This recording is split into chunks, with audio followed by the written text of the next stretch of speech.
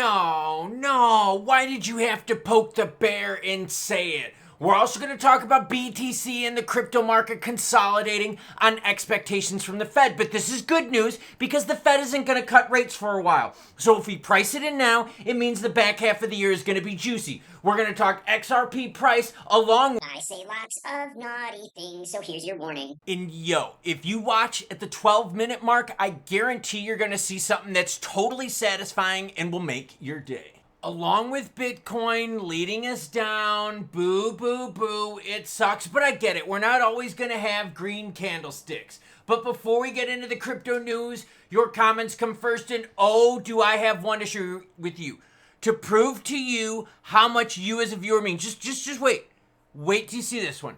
Adam's dropping support on the channel. Thank you, by the way. It says, thank you for keeping us in the loop, bro, and thanks for explaining in a way my simple brain can absorb. I try to bring you the news with a little bit of humor to keep this financial stuff fun. Otherwise, it'd be boring as shit. Music for Revival says, I'm walking around work listening to Klaus in my headphones, pissing my hole laughing. It's the only channel I don't skip through. Top content, my guy. Well, thank you so much, Music for Revival. I talked to you about gaming and crypto and how most of the games, actually all of the games in Web3 have been pieces of shit. XRP Bible agrees. This is why you sub and support the channel. Because of this. You are right. The Fury game on XRPL was a scam, and the same applies to Paradise XRPL. XRP Veil promoted that shit, but you didn't. God bless you, Klaus, for your integrity. Let's take this a step further. Why? Because on February 5th of 2023, I got an email from who? Oh, from the manager of Fury. That's right, the XRPL game. We watch your channel for a long time, and we'd like to order a video for you to talk about our Fury game. Are you ready to discuss it? Dude, I watched their trailer, and I was like, this is a piece of shit.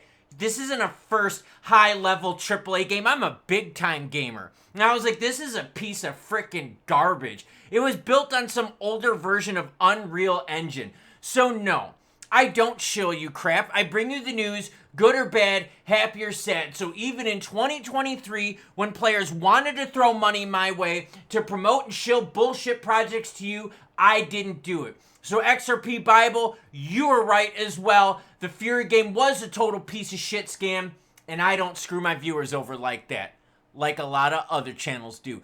Bitcoin sitting at 103,413, ETH is 2589, XRP at 254, while BNB is at 651, sold 175, while it is at 80 cents. Overall, we're a little in the red. Why? Because we're not as high as we were earlier today. Well then, do another bong rip. What's the problem here? I'm just kidding. Let's talk about some crypto news. Executives of bankrupt crypto lender Cred plead guilty to $150 million in wire fraud.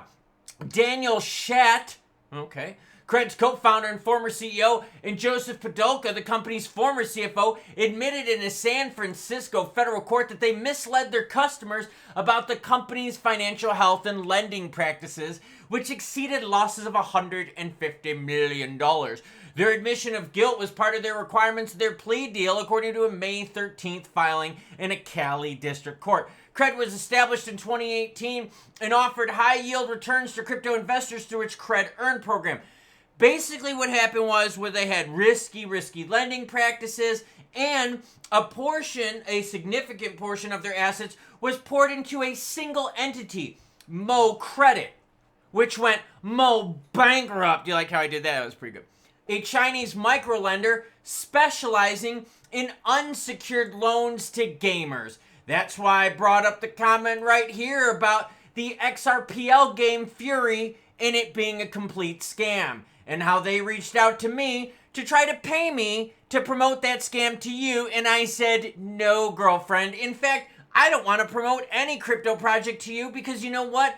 I want to stay absolutely neutral. The executives were warned about the company's solvency, but they continued to assure customers of Cred's financial stability, encouraging further investments and discouraging withdrawal. So please be very careful out there, if someone's offering juicy yield, like outside of the norm, it's probably a scam. And if someone out there is building a game and they're like, oh, this game is going to revolutionize because we're blockchain. No. Scam, scam, scam. And if all of a sudden you see a bunch of influencers out there shilling the same project, probably a scam-a-roni. But you don't get that from me, do you? See, that's why y'all support this channel, because I don't try to bend you over. Bitcoin consolidation possible as traders watch for a breakout amid the Fed's hawkish stance. This is good. I've talked about the Feds being hawkish. Trick has talked about the Feds being hawkish. But now you've got more players in the industry talking about the Feds being hawkish. This is good because we're going to price in the anticipation of the Fed not cutting rates for a while. And check it out. Look at my phone. It says scam likely. It's almost as if someone knew. Look on screen. It says scam likely. You see it? Yeah, see, scam likely. That's pretty good. Sorry, just throwing it out there. That was nice and convenient, wasn't it? So here's the deal. The Fed is basically saying no rate cuts for a while. We're okay with that. If BTC remains calm, then the alts can do their own thing for a bit. This was highlighted by Byzantine Trader reflecting on the current market dynamics. BTC is hovering around 103 to 105. Recent data from Cointelegraph Markets Pro indicates that Bitcoin's price is drawn to the 103, 105. This is okay because if the market is saying, yo, no rate cuts, but yet still maintains the price, this is good. This means that the market's expectations are becoming more realistic. It's becoming in line with what's going to happen. As Bitcoin stabilizes, altcoins may benefit from this period of calm. If BTC can remain calm, the alts can do their own thing. This sentiment suggests that the altcoin market could experience gains independent of BTC's price movements. I totally agree with that. In fact, when we look at the altcoin season index, it's been higher as of late. Yes, it has. So, as BTC stalls, the alts start moving. As BTC and the greater crypto market start looking at the hawkish tone from the Fed and price that in and don't completely fall off a cliff, because let's be real here. XRP down 0.5%, BTC down 0.5%, ETH down 0.5%. That's not bad. That's not bad at all. So we're doing good, everyone. It just looks really bad because we're what? We're off of the highs that we had from yesterday and earlier today. But don't poke the bear. That's what I said in the intro. And who's the bear? No, it's not me at a bar on the side of Chicago, north side of Chicago. No, see, I threw a little joke in there for you Chicago fans. Trump throws a little bit of shade at China. And damn it, just as we start getting a little bit of a trade deal-a-roni working out with China, Trumpito starts poking the bear. Trump says America is beating China in the crypto sector. Just shut up. Don't piss off China. Let's get through this trade deal and let's move on from there. When it seemed like the trade tension between the countries was fading, Trump recently declared that the United States is winning against China in crypto. Popular financial market reporter Walter Bloomberg shared an expert of comment from Trump's comment in a tweet today. I said that backwards. Basically said this: we're leading China in crypto. But Trump also said what? That XRP, Sol, and ADA were going to be part of the strategic reserve. And here we are, almost 5 months later, with no new news on that. So number one, don't poke the bear with China. And number two, Trump, where the is our updates when it comes to strategic reserve? You made this announcement on March 2nd, and I'm not seeing any juice in regards to that. So if you're out here saying, yo, we're leading China in crypto, we don't have stablecoin regs, we don't have crypto regs, it took us 2 months to appoint a head of the SEC and swear that dude in.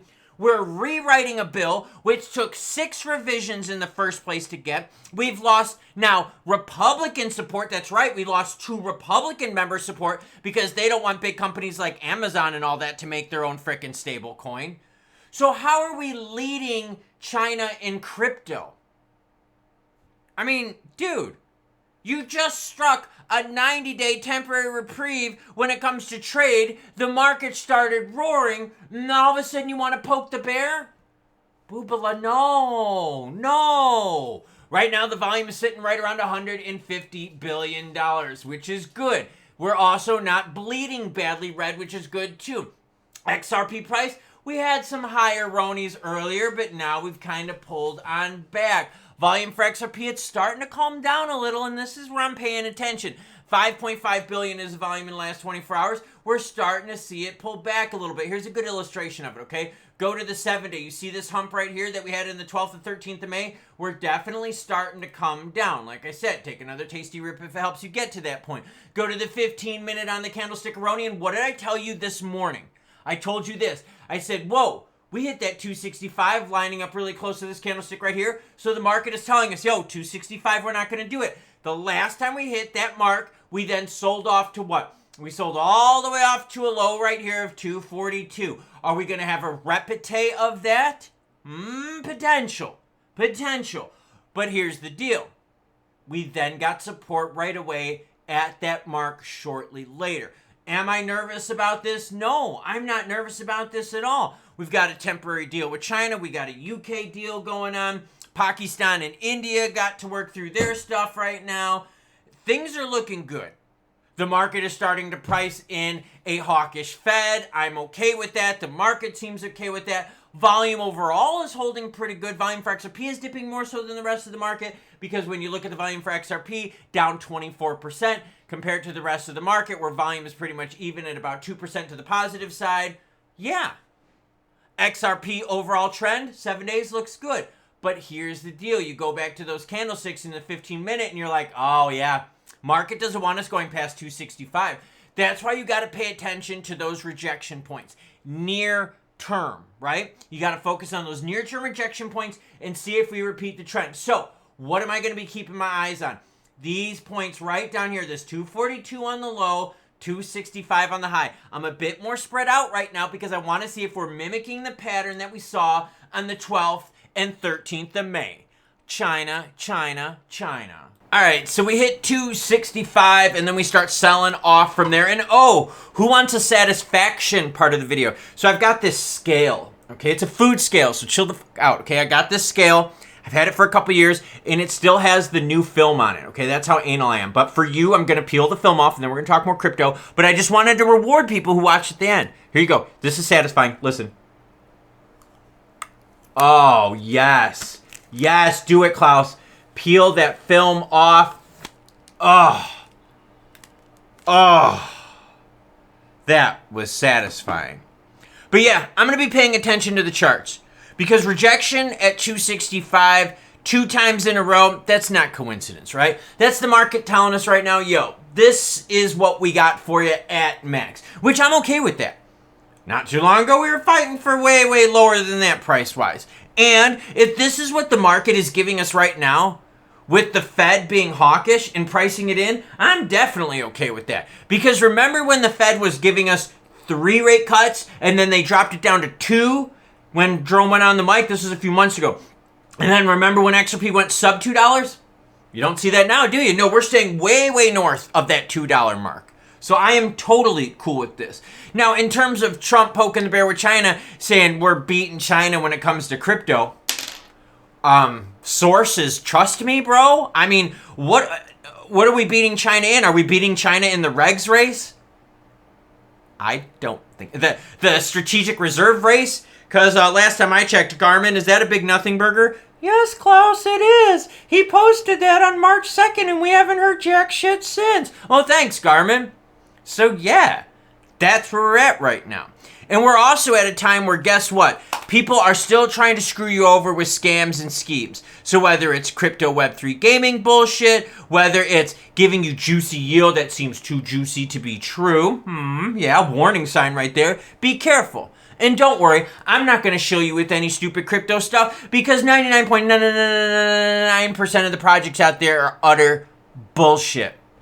That was pretty satisfying to rip this off. I did not realize that the scale was silver. It had the blue protective tape on it the whole time, and now I can't take it back. I cannot undo this. So there you go. Feel blessed that you were watching the last segment and you got to watch some very satisfying peelage of the tapage. So choo-choo what? I'm sorry, I couldn't hear you. This is my bad ear. I'm sorry, I couldn't hear you. What? Choo-choo? You have to speak louder. I'm hearing impaired in this ear. Choo-choo what? Choo-choo bitch's girlfriend.